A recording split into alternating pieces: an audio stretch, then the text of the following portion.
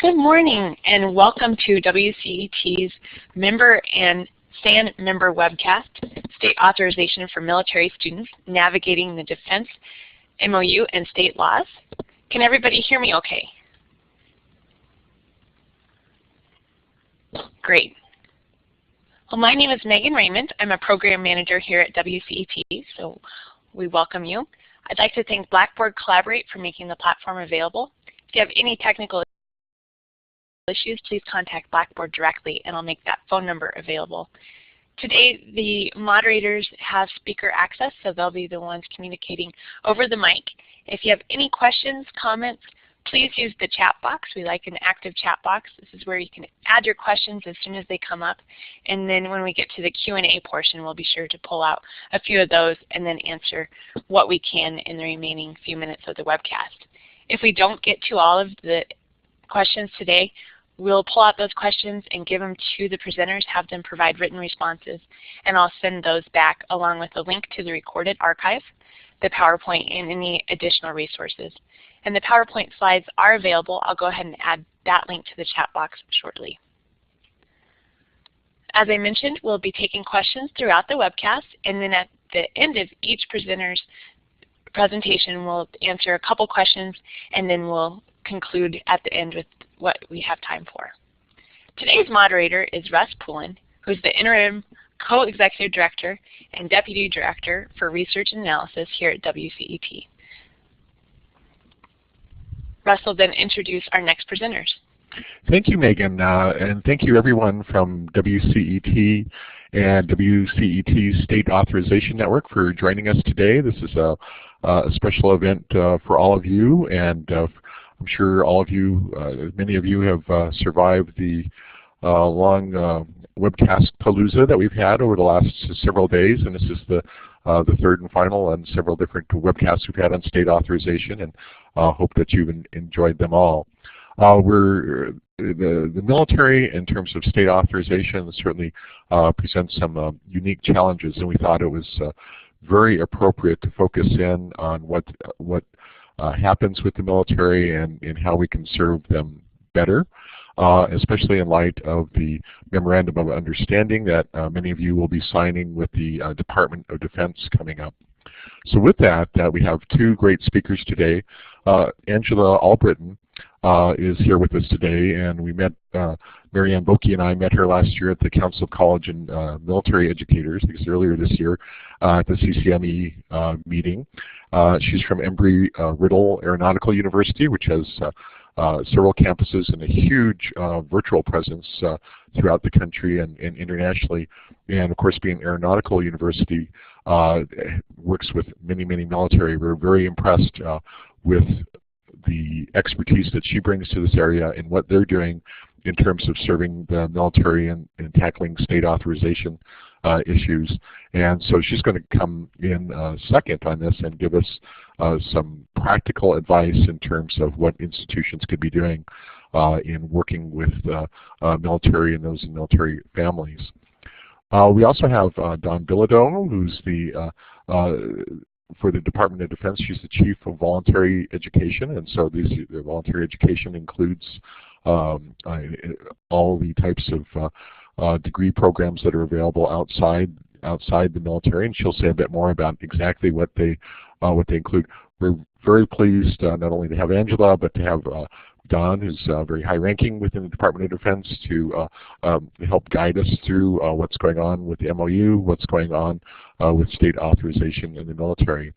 So with that, I'm going to go ahead and turn it over to Dawn to lead us through the next part of this session. And I do want to remind you that if you do have questions, put them over in the chat spot, and we'll get them. We'll get a few after Dawn's presentation, a few after Angela, and we will save plenty of time at the end to get to your questions. So, Dawn, let me turn it over to you. Hi, thank you, Russ, for the wonderful introduction, and thank you to WCET for the invite. It is very appropriate right now as we're in the process of signing our DOD MOUs. Again, my name is Dawn Bilodeau. I am the Chief of DOD's Voluntary Education Program. That office resides in Military, Community, and Family Policy. We have oversight for the entire military, voluntary education operations, which includes everything from military tuition assistance to a whole host of other activities, which if you flip ahead one slide, we can see some of those. Everything from high school completion to credit examination programs that are offered to our military, and most recently has gone into the area of certification and licensure. We are delving into that area along with the rest of the nation right now. Skip ahead to the next slide, please. So just wanted to give you a feel for how many people we're talking about coverage for here. Just last year, we had over 500,000 service members that participated in any of those programs I just mentioned, and activities at over 195 sites worldwide.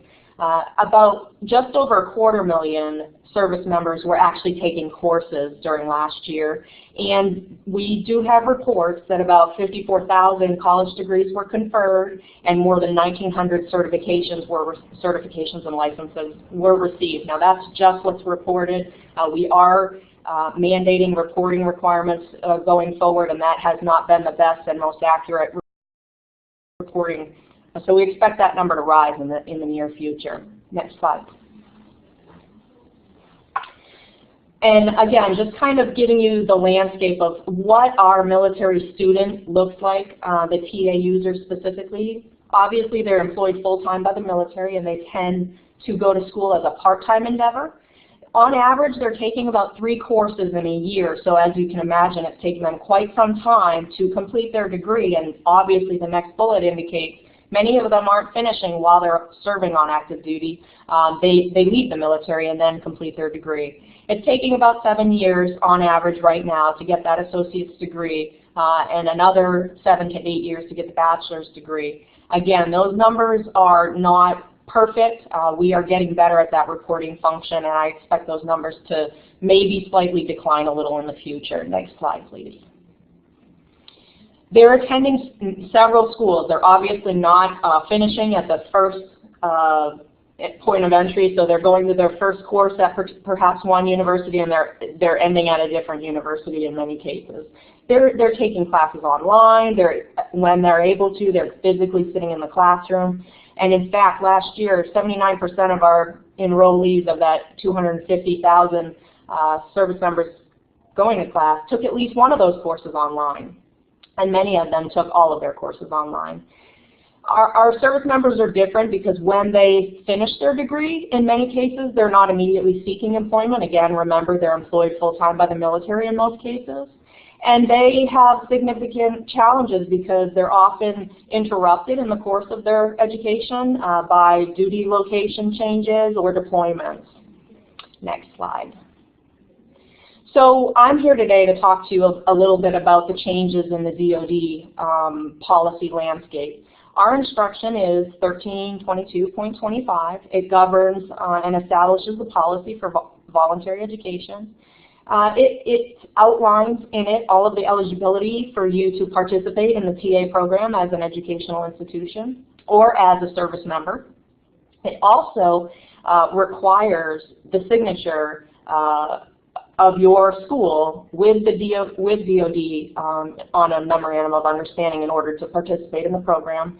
And this particular version of the MOU and the policy instruction is incorporating the remaining principles of excellence. And if many of you are familiar, President Obama back in April of 2012 had an executive order, 13607, which articulated some of the best practices that he expected to see in terms of service members and educational institutions. So again, we've incorporated many of those into this version of the MOU and the associated instruction. Next slide.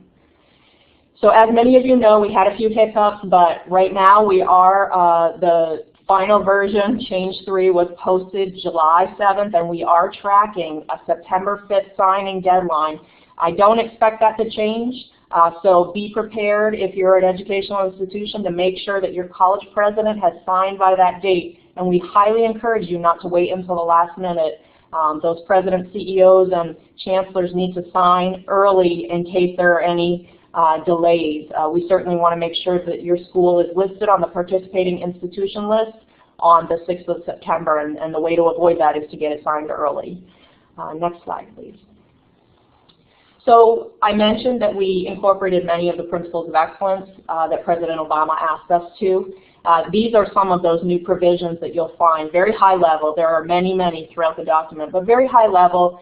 The intent was to make sure that educational institutions are providing meaningful information to students so that especially for the military, that our military are making informed decisions about where they want to attend college based on good information about the cost of attendance, not through the use of unfair and deceptive and abusive recruiting practices, and through the provision of a sustaining piece of academic and support services that allows our members to function in the higher education community and function well. Next slide. Another provision that you'll see is strengthening the rules surrounding access to our DOD installations. There have been a lot of reports of behaviors acting on installations in terms of recruiting and marketing that were bad actors, frankly. And this document helps to try and regulate who gets access and what the parameters of that access would be. And so there's a whole section in the new instruction that covers this, and I'm happy to entertain those kinds of questions here. There are many FAQs as well on the DODMOU.com website. And lastly, one of the bigger pieces is in January of this year, we released our new complaint system, the Post-Secondary Education Complaint System. And this allows our service members and family members that are using the TA and the MyCAA programs for tuition to register negative behaviors that they may have experienced with educational institutions or any other items. We're seeing a whole host of complaints coming in through that process, as you can imagine. Next slide, please. So state authorization is obviously a concern to us. I mentioned that our military members kind of move around quite a bit. They get reassigned to states where they may have been fully engaged in a program or with a college, and their reassignment presents a problem because that particular school is not authorized to operate in that state. And schools obviously are maybe not wanting to obtain that authorization because it may be costly or for some other factor for just a few military members that may have moved to that location. So again, this is the problem that we have, a concern that we're trying to get some clarification on here. Next slide. So Department of Ed has been the policy driver with the Higher Education Act. We are engaged with them in many fronts. This is one of them. We want to make sure that they get this state authorization piece right for the next round, and as you can imagine, 79% of our members are attending courses online, so we have a seriously vested interest here in making sure we get it right. Department of Ed's policy really looks at, saying that the states are responsible for the education delivered regardless of where the education originates. So they're responsible for their students in their state regardless of where that education is coming from. Next slide, please. And further, we comply with all of their policies, obviously. Many of you are familiar in terms of the DOD MOU. What we've stated in the FAQ and the frequently asked question is that to be in compliance with the MOU, you have to be participating, you have to comply with their subparagraphs A and B of that policy. We understand and appreciate that the courts vacated subparagraph C, and we also recognize any additional rules that Department of Ed has put in place in terms of delayed implementation, which many of you are familiar right now is next year at this time. Now, I indicated before, we're very actively involved with Department of Education. Although we were not on the negotiated rulemaking committee, we provided input in advance of that committee. And some of the things that we talked about, the department was asking, we asked for consideration for terms that would allow military exemptions and or waivers. And we also were partly responsible for asking them to recognize reciprocity agreements in that document. So more to come on that. There's a lot going on in that area, and I suspect, like you, we'll see something shortly, at least in draft form, of where they're going with this. And we hope that they do take our concerns into account. Next slide, please. So that's the policy, and what I want you to feel assured of is that we're not resting on that policy alone. We support reciprocity agreements such as NC-SARA has already established or is in the process of establishing, which allows students who are residing and the state is a different principally located state, to have some kind of governance structure that oversees that. We are supportive of this concept that NC-SARA is promoting. Next slide, please. And further, we believe that our MOU and our instruction and what we've been doing in the department is supportive of NC-SARA agreements, in that, you know, even the MOU itself has standards and requirements that are compatible with the agreements that NC-SARA is trying to establish. We've also established a complaint system to adjudicate those concerns of the students across the department, and not just the Department of Defense, but also Education and the VA and the Consumer Financial Protection Bureau. So we believe there's some coverage there in addition to the home state of the student. Next slide. So I get asked all the time, what can you do? Become familiar, obviously, with NC-SARA, as we believe this is probably going to help to accommodate the nature, the transient nature of our military.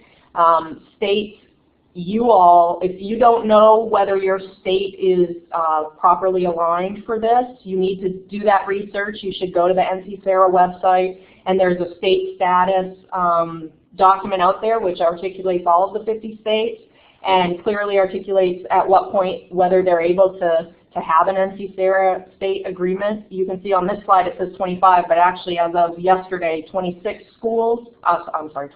states are either in a position to establish legal authority to join an organization such as NC-SARA, or they don't have any requirement in their state to set up such legislation. So you certainly can take a look at what the status of your state is, and actually there's a couple of states that have introduced legislation, but that legislation hasn't been passed to the state as well. So we're moving in the right direction, and you know, the good news for us is once you're in this position and you are approved as a SARA state, then the transient nature of the military becomes within the realm of the possible, and we may not have some of the problems that we're currently having in terms of the movement of our force.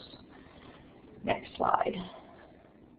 And I wouldn't, you know, I want to make sure that you know that the complaint system is there. We are just coming up, we just finished 6 months under the system. It was launched at the end of January. We just finished 6 months. We're working with the VA and Department of Education to kind of come up with a report out of the first 6 months. We hope to see that probably at CCME. I would suspect I'll be able to share some of those results with you all. But just so you know, I mean, at least for DOD, the cases are not they're not as many as we thought that there would be. They're not significant in nature. The majority of cases, 60% of cases aren't even really about an educational institution. They're about the TA, whether for example, the student is questioning whether they're eligible for TA, or why their TA wasn't paid properly, or so it's really about the service TA policies or the department's policy. So of the 40% that are actually being sent to schools, it's a very insignificant number. I think we're under 200 at this point across 100 and some odd schools. So it's not a significant amount. And those cases, what we're finding are the schools are really looking at them and arbitrating them very well. There's some significant resources being assessed and some very good answers being provided. So we feel pretty confident that we've got a great system in place, and I look forward to sharing some of the raw numbers and some of the information at the CCME conference in January of this year, or next year. This resource document is for you. Obviously, I think the most important one right now is the third resource, DODMOU.com. I highly encourage you to go to that location. We have frequently asked questions that are being updated all the time, and they do clearly articulate the department's positions. We do get some questions about, trying to clarify what we mean by things, and we encourage you. There is a website that you can go to and continue to get that. So at the DODMOU.com, you can get that email address and send your concerns to volleyconcerns@navy.mil, I believe. So with that, I turn it back over to Russ and look forward to your questions. Thank you, Don. I'm going to go ahead and do a few questions now with you, and then we've had several questions, and then we'll do some more later after we hear from Angela. The first one, and somebody sent this to me even prior to the session. They were really curious about this one. And so we have the September deadline for the MOU that's looming. And they were unclear about if you have an existing MOU, do you have to re-sign the MOU by the September 6th deadline? So does everybody have to sign it, or or if you already have an MOU, can you wait until that one expires? That's a very good question, and it is a frequently asked question, and we do have an official response, but I can tell you everyone must sign the new MOU. Again, there are substantial changes between the old version and the new version. So everybody that has an existing MOU from the past, those automatically expire at the close of business at the 5th of September. So we highly encourage you to start reviewing and submit your applications for the new MOU. That will take effect on the 6th of September, so we need to make sure you get those signed. Excellent. Okay, good to know here. Then we have a question from Terry Cartman of University of Illinois Online. She said that they have a concern about the AI portal and that they've sent that concern in and have not heard back yet. The signing deadline is fast approaching.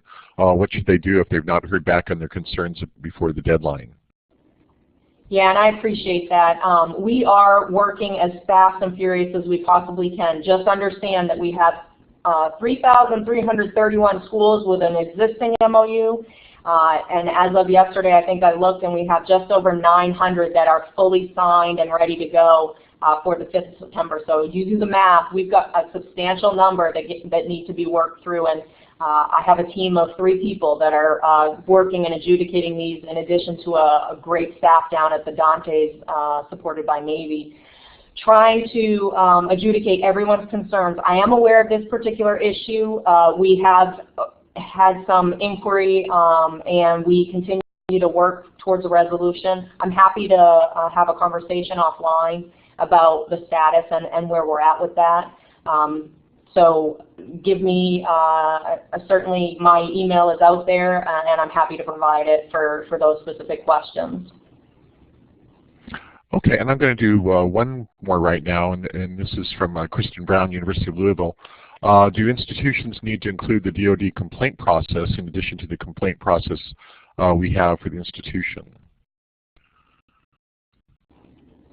So the DOD complaint process really is, if there's a complaint that surfaces about your educational institution, when you fill out the application for the DOD MOU, you're going to identify who is your complaint POC at your educational institution. Basically, we would forward you the inquiry to that individual that you've identified in your application, and that person would work to provide a response on behalf of your educational institution.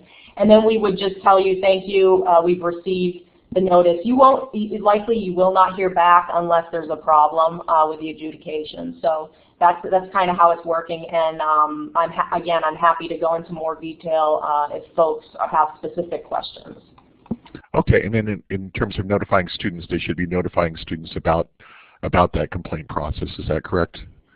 Yeah, the DOD, the system, notifies the complainant, the student, the military member automatically in several cases. So when the case is open, when it's updated, and again when it's closed with the adjudication. But typically that student has been involved and contacted by both the service that's applicable as well as that educational institution. So they're very involved. Yeah, I guess I'm talking about before before the student knows to complain, that it's up to the institution to notify the student where they can complain. Is that correct? Yeah, the department, we've done a mass media campaign back in January. I suspect we'll be doing something again once we have some figures. But we, as a department and the services, they do direct students to the page, and I think I had it on the resources slide. But that you certainly can do the same thing if they have concerns. I suspect that it's likely not going to be the school sending them to the complaint location, but the services or some other party. Okay, okay. So with that, we'll take a break from that issue, and then we'll go ahead and move on to Angela. Angela, and as I said, Angela has extensive knowledge and practical experience in terms of working with these sorts of state authorization issues with military all over the world. Angela, with that, I'll turn it over to you. Well, thank you very much, Russ. Hello, everyone. And again, thank you, WCET, Russ and Marianne, for the opportunity to participate in this webinar and for allowing me to share my institution's experience with state authorizations as it relates to our campuses on military installations and also our online military students. So as mentioned, my name is Angela Albritton, and I am the Director of Military and Government Relations at Embry-Riddle. For some of the webinar attendees who may not be familiar with our university, we are a private nonprofit university, and we're regionally accredited by SACS. We specialize mostly in aviation and aerospace related degrees. We've got 2 residential campuses, one in Daytona Beach, Florida, and one in Prescott, Arizona. And then the worldwide campus, for which I work here at headquarters, is also in Daytona Beach, Florida. So my office oversees compliance with the military MOUs and with the state authorizations. Russ, could you please go to the next slide? So just to provide you with some additional background information, we primarily at the worldwide campus serve an adult education population, and we have approximately 13,000 of our current students in some form affiliated with the U.S. military, either by actively serving in the armed forces or having previously served. And we do currently offer 26 online degrees. So if you look at the map that I've included in this slide, each one of the dots represents one of our physical campuses. So in total, our university currently operates campuses in 35 states, with more than 90 of these campuses located on Air Force, Army, Navy, Marine Corps, and Coast Guard installations. So we really do serve all the branches of the military. We also serve 100% online students, military and civilian, in all 50 states, territories, as well as internationally. Russ, could you go to the next slide, please?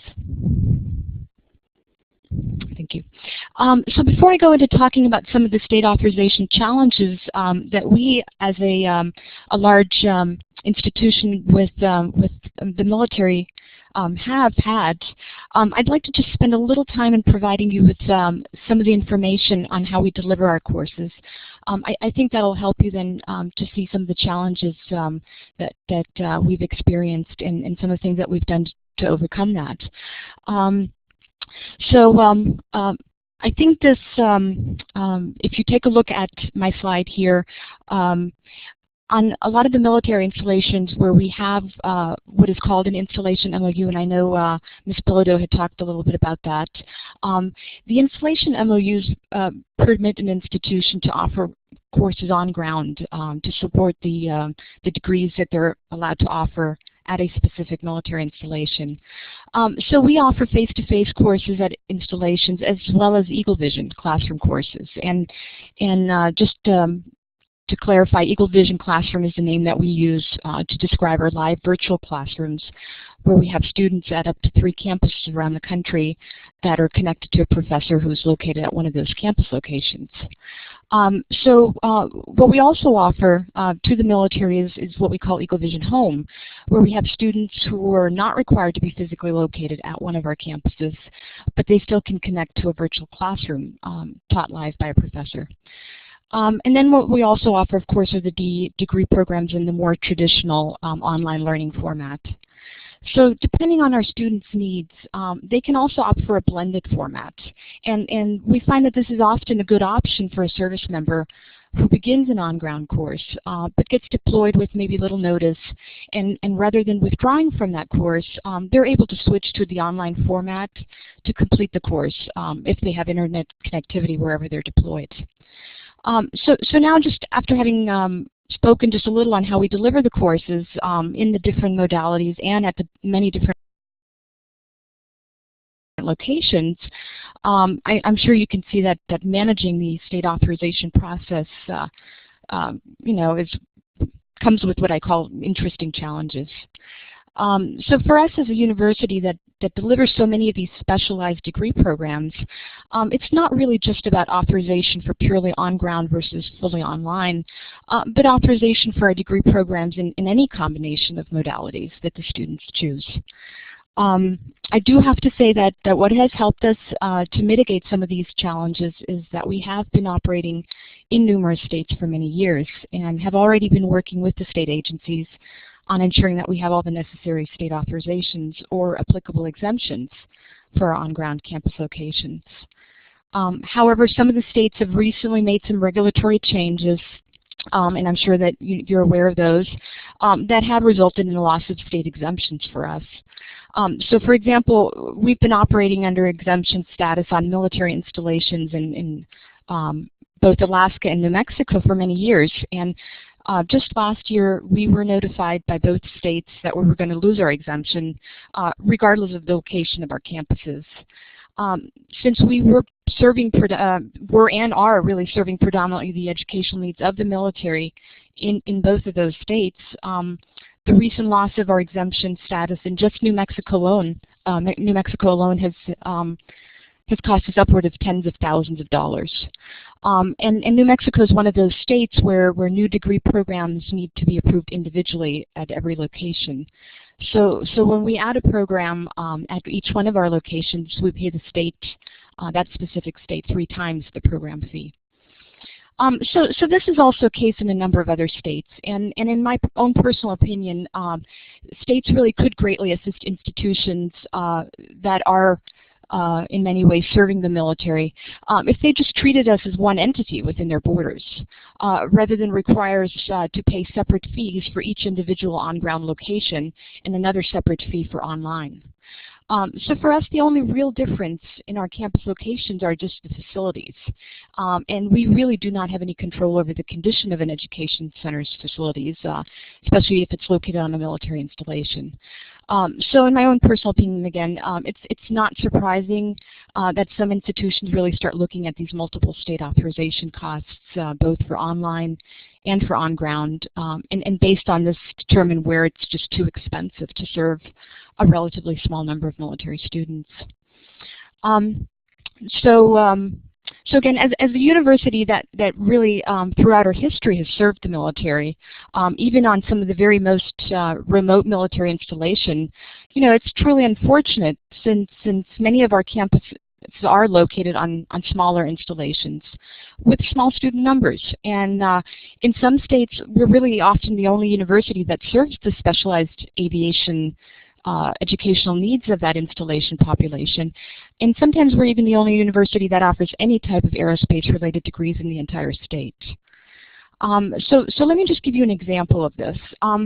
We recently were informed by the state of Hawaii that our Hawaiian on-ground campuses had to become authorized. We currently operate 3 campus locations on military installations in Hawaii, at Hickam Air Force Base and Marine Corps Air Station Kaneohe, and at Schofield Barracks. And we had been previously operating under an exemption, but were advised by the state that since they've now created an agency that oversees state authorizations, we would need to have our exemptions re-examined. So the state wanted to see our installation MOUs to more fully understand our operations. And since our installation MOUs with the military at those locations allow for non-Department of Defense civilians to also take courses on the installation, it resulted in our losing our exemption. Fortunately, in this case, Hawaii only really charges a fraction of the fees that some of the other states charge. As another example, in other states such as Kansas, even if the non-Department of Defense civilians take classes on a military installation, you know, if the installation MOU allows this, the state advises that they don't authorize institutions on military installation. But what I think is interesting here that I'd like to share is that in Kansas, although we're not currently required to be authorized on our McConnell Air Force Base location, we are required to have our online campus authorized. So in essence, what you know, we're being told is that a military student can sign up for our degree programs if they're being offered in McConnell, but that same student can only enroll in our online degree programs if they're not at our campus in McConnell, if we have those programs approved. So you know, what I'm trying to say here is, you know, it's not my intention to call out any specific states. But however, you know, it is our understanding that many of the states will be doing away with the majority of on-ground exemptions within the next year. And when we asked them and we started, you know, talking about this, we've really found that a lot of the state agencies had to look very closely at their own regulations when it came to military students. And since there are so many considerations and you know, they really appear to vary from state to state, you know, I would be negligent if I didn't use this opportunity right now to request that any representatives from the state agencies who may be listening, you know, to consider some of the effects of these extremely costly state authorization fees, and especially those states that have multiple location fees for the same institution operating within the same state, serving predominantly the military. So now I understand, Russ, from one of our previous discussions that some of your members had asked about military students who take courses while they're stationed overseas. Just to provide you some information from you know, our university, we currently have 2 overseas military contracts, one in Europe and one in the Middle East, and we do operate 14 campus locations there. So all of the on-ground courses that we offer at these locations are in accordance with the requirements set forth in those contracts. But you know, there are restrictions, of course, on universities that are operating on ground, but the contracts do, you know, allow service members stationed abroad to take online courses. So with the large number of the military students located overseas who are, you know, taking online courses, it is our understanding at this time that our home state and our accrediting body provides the oversight in these situations. And I know you had asked this question.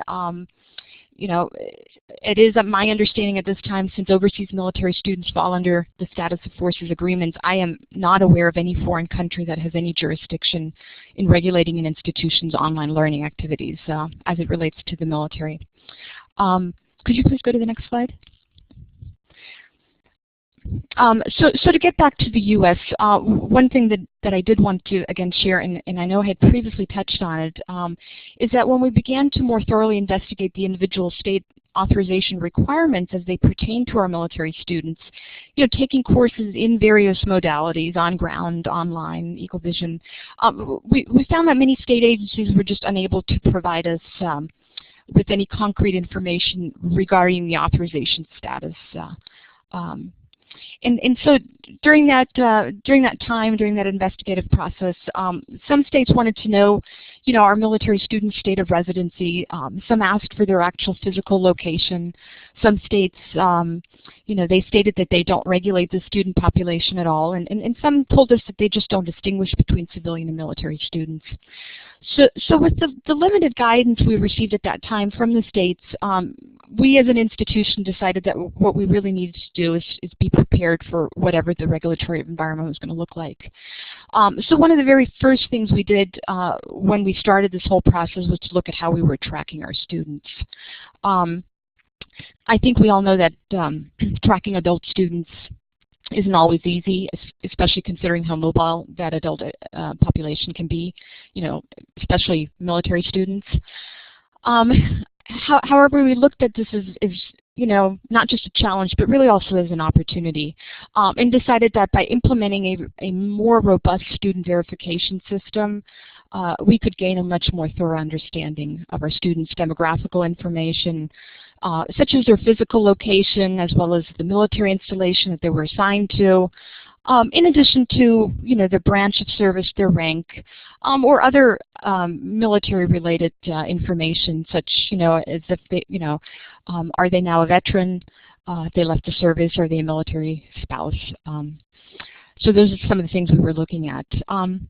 So by mandating that our students update their demographic profiles at least once per year before they're permitted to register for a class, and voluntarily update their profiles periodically when they move, or as with military service members are reassigned to other installations, we started to feel more comfortable that the various data that we were asked to provide to the states was accurate. So now I do have to say that we're extremely fortunate to have an excellent IT department that was very willing and able to develop a simple and relatively automated process, which only takes a student 1 to 2 minutes to update this information, to include the military installation that they're assigned to. So by having accurate student demographic information, it really assists both our students and our university, I think, in a number of ways. So for example, when military students identify which installations they're currently assigned to, we can identify if we have a campus at that installation, that it can advise the student, if the student chooses that that is the campus. And even if the student doesn't want to take any courses in their degree program in a face-to-face format, they can at least still meet face-to-face with a campus director and discuss any student-related issues. If a service member is stationed at a location where we do not have a physical campus, or the student doesn't want to sign up for any on-ground courses, then we assign them to an online advisor. And since military students tend to move quite frequently, of course, they may opt into taking courses through the online learning environment for a few terms and then take on-ground courses maybe at their next duty station. So as you can see from the complexity of our campus operations system, we really needed we really felt that we needed to carefully track not just our students' demographic information, but the campuses, the modalities they chose, just to ensure that we were in compliance with any of the respective state authorization requirements. Could you please go to the next slide?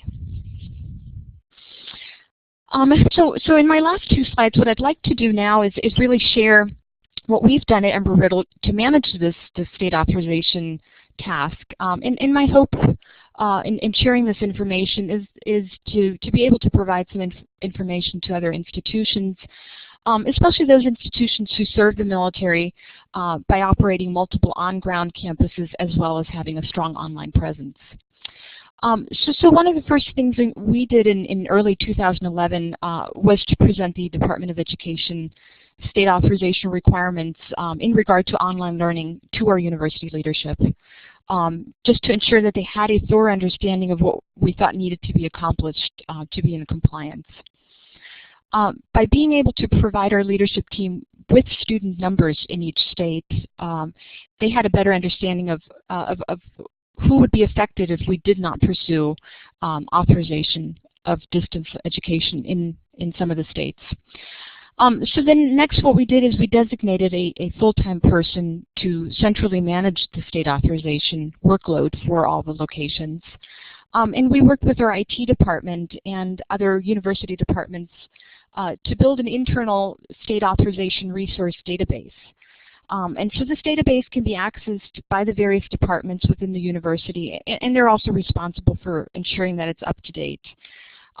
So through this centralized database, we are able to pull approximately 95% of the institutional information that the various states require. And that does help when we also launch a new degree program because, again, we can go to this state database and pull all of that necessary information. Next slide, please. One of the other things that we did is we developed an annual state authorization calendar, which consists of a month-to-month overview of all the authorizations that need to be renewed and the state reports that need to be filed. Furthermore, we developed relatively robust internal workflow processes, which helped us to plan, our state authorization budget and also our project timelines. So in essence, I think, again, one of my recommendations is by putting together a more streamlined authorization process and by utilizing technology, we were able to have one person who we are able to have one person who currently manages our state authorizations and our exemptions, and also our data reporting requirements to the states in all our U.S. locations, as well as our online learning campus. And so lastly, really, I believe that that even with the most effective processes, we really couldn't do everything correctly without the assistance of a lot of the folks who work at the state agencies with which we work. We reach out to those folks on a very regular basis, and they're always very quick on answering our questions. I think that by having established this, good working relationships with them, we feel that although it's an extremely costly endeavor in many states, for us, the actual state authorization process for both on-ground and online currently is a manageable undertaking. But I do, want to state that with many of the changes coming, we as an organization are looking at that very closely. But again, for us, it is just it's an additional effort just to be able to continue to serve our military students.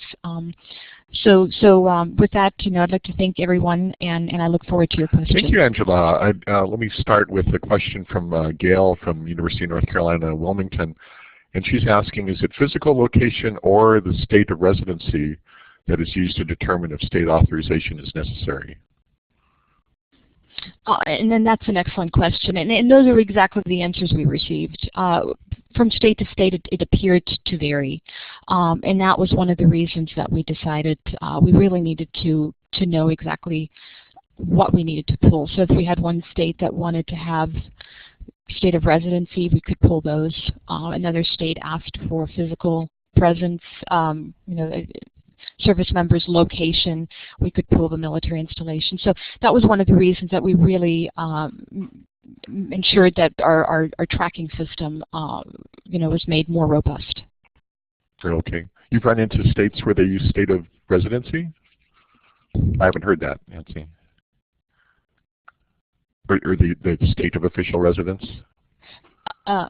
Yes, Russ. We again, when we started looking at this, we had, we also found that there was really no one definition that the states were using. Okay.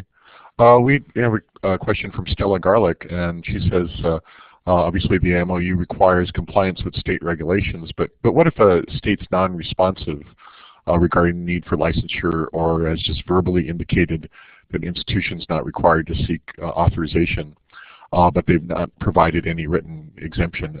What do you do when asked by state authorization personnel at a base for some sort of documentation that you're okay to go? Again, and I think this kind of goes back to my last point, we personally feel it's important to establish these working relationships with the agencies so that, again, they are able to provide the exemption letter. We have never been able to renegotiate an installation MOU by just letting them know that the state said we're okay. We generally provide written documentation that we're in compliance. Excellent, excellent. Okay. And then Tanya Spilovoy from North Dakota University System asked, has your institution actively worked with the state of Florida to join into SARA?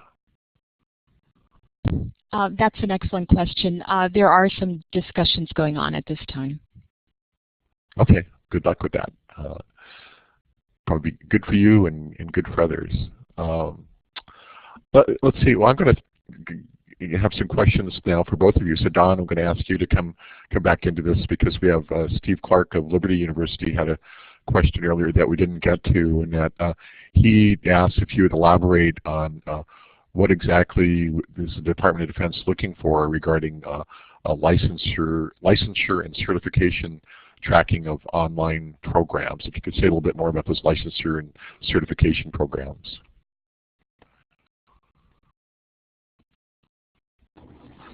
Yeah, I'm curious whether we're talking about state authorization or whether we're talking about some of the recent Hill activity in regards to using TA funds to pay for credentials and licenses.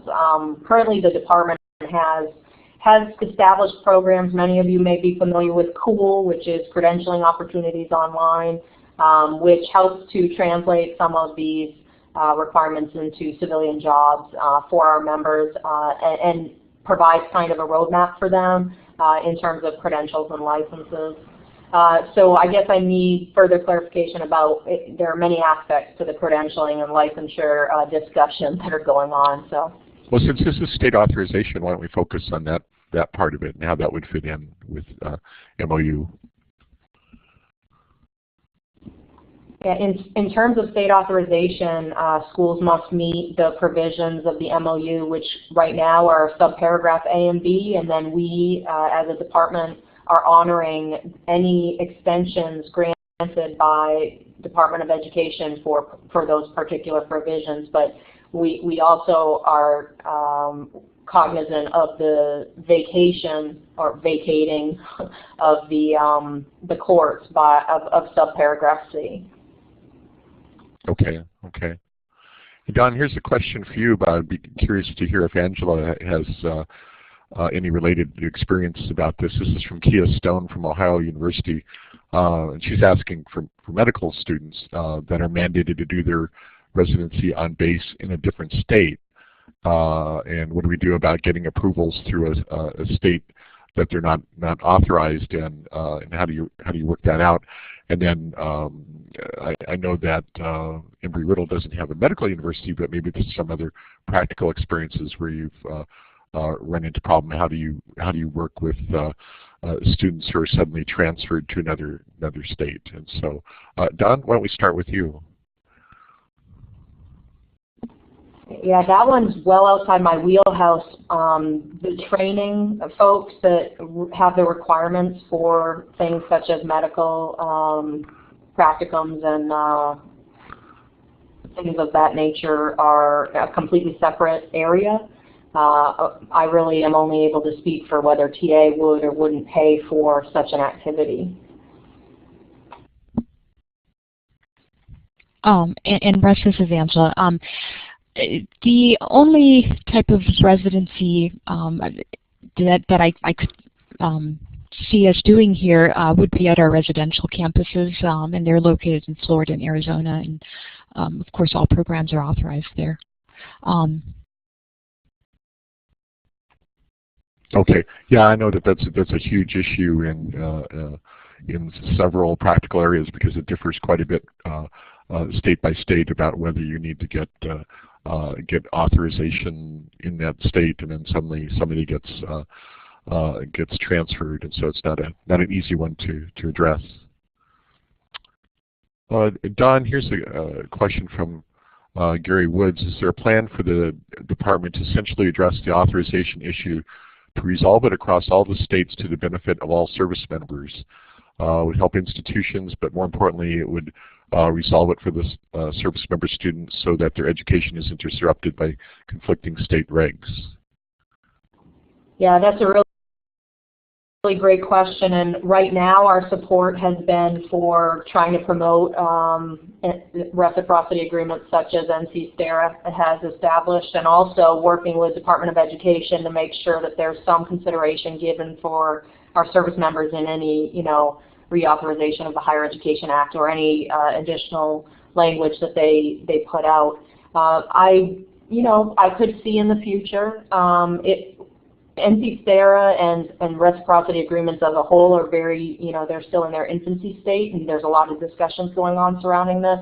I'd say as it gets more mature, there may be a requirement that in the MOU of the future that those kinds of reciprocity agreements exist in order for a school to participate. But again, I'm just hypothetical right in here. Don't know what the future holds. If I may, I'll say a little bit about that, because I did sit on the negotiated rulemaking committee for the Department of Ed, and that was one of the provisions in there was to provide exemptions for active duty military and their families, and so that wouldn't have affected necessarily tuition assistance, but would have affected Title IV. The problem is that it would have been the only provision that would have been out of sync with the actual state regulations, and so now what I'm trying to do is work with the Department of Ed to keep that provision that would exempt military, keep that in whatever regulations that they come out with next. But then we also need to work with the states so that they recognize that as well. So it's not, there's no federal silver bullet that can come down, because these are state regulations. So it's not as easy as all that. So it's either working through reciprocity or having the federal government work with the states hand in hand. So not easy, but let's keep pushing forward because it's a worthy goal on that. Angela, here's another question from Gail from UNC Wilmington. And she says that they have a lot of military personnel and spouses in their extension program. If someone moves after enrollment, do we need to seek state authorization from the state in which that student moves to? Well, currently it's our understanding that if you have online military students and they move, to different states, there are a number of states that are regulating purely online. So again, know where your students are located is our motto, and then reach out to the state to see if if you need to be authorized. Excellent, excellent. And then Don, this is we're reaching the top of the hour. So this is the last question that I'll address to you. This is from Richard Heath. He's saying, will the department be providing some type of worksheet to determine the TA amount to be returned when a student withdraws prior to the 60% point? Yeah, that unearned TA return policy, really we left it very flexible and within the purview of the educational institution to see if they can most closely align it to existing policies. We may in the future provide some good examples that schools have, but we certainly are not going to establish what that amount should be or what those considerations are, because we appreciate the uniqueness of every educational institution. Excellent. And with that, I want to give my great thanks to both Don and Angela for their help in sharing their expertise and bringing us up to speed on what's going on with the MOU. We really appreciate the depth of their answers and your willingness to help out today. Great, thank you. And thank you, Russ, for an excellent job moderating and handling all those questions. I just want to invite our members and SAN members to consider attending the WCET annual meeting in Portland this year, November 19th through the 21st. And also remind you that we are recording this webcast. We'll post the link on our website next week, and I'll also send the link along with the PowerPoint slides and any unanswered questions to you all next week. And finally, thank you to Blackboard Collaborate. Thank you to WCET's supporting members, Boise State, Colorado State University, Cooley LLP, Lone Star College System, Michigan State University, University of Missouri, Mizzou Online, University of North Texas, and University of West Georgia. Our generous sponsors who help underwrite our programs, Blackboard, CourseSmart, VitalSource, and Pearson Learning Solutions. So again, thank you to everybody for making this webcast very valuable.